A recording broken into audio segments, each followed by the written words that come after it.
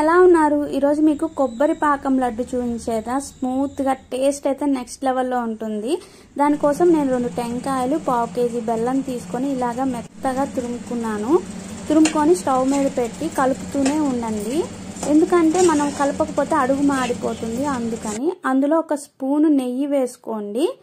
And ఒక 2-3 స్పూన్లు water వేసారంటే సరిపోతాయి. వాటర్ ఎక్కువ వేయొద్దు, ఎందుకంటే టేస్ట్ మారిపోతుంది. ఒక 2-3 స్పూన్లు సరిపోతాయి.